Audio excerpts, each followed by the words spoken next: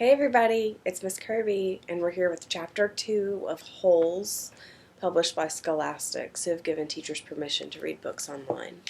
Here's Chapter 2 of Holes. The reader is probably asking, why would anybody go to Camp Green Lake?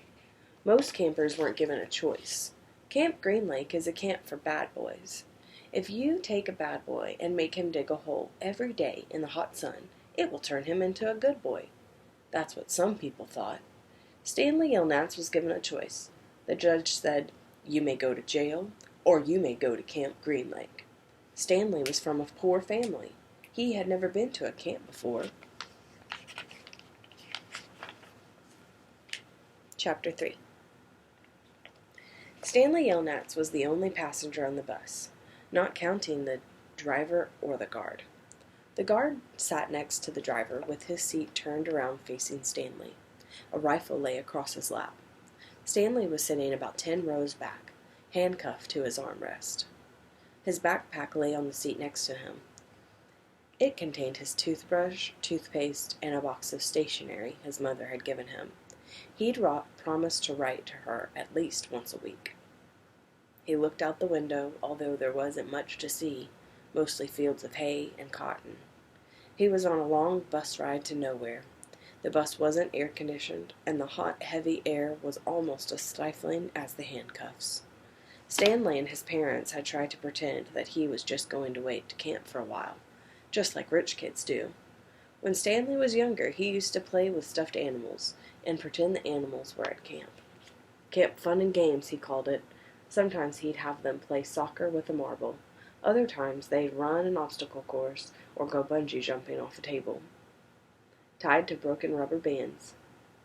Now Stanley tried to pretend he was going to Camp Fun and Games. Maybe he'd make some friends, he thought. At least he'd get to swim in the lake. He didn't have any friends at home. He was overweight, and the kids at his middle school often teased him about his size. Even his teachers sometimes made cruel comments without realizing it. On his last day of school, his math teacher, Mrs. Bell, taught ratios.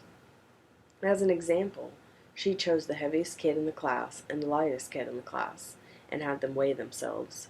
Stanley weighed 3 times as much as the other boy. Mrs. Bell wrote the ratio on the board, 3-to-1, unaware of how much embarrassment she had caused both of them. Stanley was arrested later that day. He looked at the guard who sat slumped in his seat and wondered if he had fallen asleep. The guard was wearing sunglasses, so Stanley couldn't see his eyes. Stanley was not a bad kid. He was innocent of the crime for which he was convicted. He'd just been in the wrong place at the wrong time. It was all because of his no-good, dirty, rotten, pig-stealing great-great-grandfather. He smiled. It was a family joke. Whenever anything went wrong, they always blamed Stanley's no-good, dirty, rotten, pig-stealing great-great-grandfather.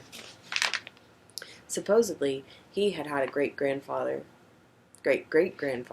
who had stolen a pig from a one-legged gypsy, and she put a curse on him and all his descendants. Stanley and his parents didn't believe in curses, of course, but whenever anything went wrong, it felt good to be able to blame someone. Things went wrong a lot. They always seemed to be in the wrong place at the wrong time. He looked out the window at the vast emptiness. He watched the rise and fall of a telephone wire.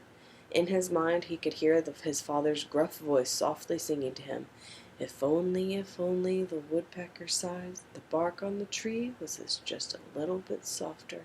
While the wolf waits below, hungry and lonely, he cries to the moon, if only, if only.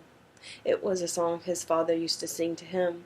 The melody was sweet and sad, but Stanley's favorite part was when his father would howl the word, moon.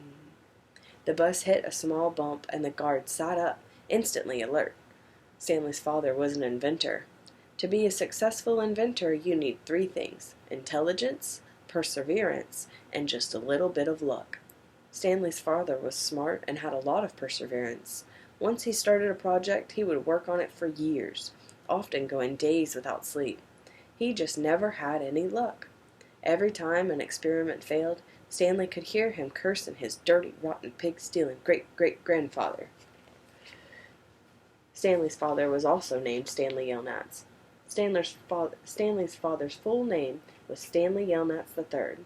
Our Stanley is Stanley Yelnats IV. Everyone in his family always liked the fact that Stanley Yelnats was spelled the same way frontward and backward. So they kept naming their sons Stanley. Stanley was an only child, and was every other Stanley Yelnats, as was every other Stanley Yelnats before him.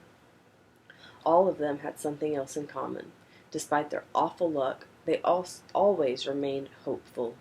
As Stanley's father liked to say, I learned from failure. But perhaps that was part of the curse as well. If Stanley and his father weren't always hopeful, then it wouldn't hurt so much every time their hopes were crushed. Not every Stanley Yelnats has been a failure, Stanley's mother often pointed out. Whenever Stanley or his father became so discouraged that they actually started to believe in the curse, the first Stanley Yelnats, Stanley's great-grandfather, had made a fortune in the stock market. He couldn't have been too unlucky. At such times she neglected to mention that bad luck that befell the first Stanley Yelnats. He lost his entire fortune when he was moving from New York to California. His stagecoach was robbed by the outlaw Kissin' Kate Barlow. If it weren't for that, Stanley's family would now be living in a mansion on a beach in California. Instead, they were crammed in a tiny apartment that smelled of burning rubber and foot odor. If only, if only. The apartment smelled that way because Stanley's father was trying to invent a way to recycle old sneakers. The first person who finds a use for old sneakers, he said, will be a very rich man. It is the latest project that led to Stanley's arrest. The bus ride became increasingly bumpy because the road was no longer paved. Actually, Stanley had been impressed when he first found out that his great-grandfather was robbed by Kissin' Kate Barlow. True, he would have preferred living on the beach in California, but it was still kind of cool to have someone in your family robbed by a famous outlaw. Kate Barlow didn't actually kiss Stanley's great-grandfather. That would have been really cool, but she only kissed the men she killed. Instead, she robbed him and left him stranded in the middle of the desert. He was lucky to have survived, Stanley's mother was quick to point out. The bus was slowing down. The guard grunted as he stretched his arms. "Welcome to Camp Green Lake," said the driver. Stanley looked out the dirty window. He couldn't see a lake, and hardly anything was green.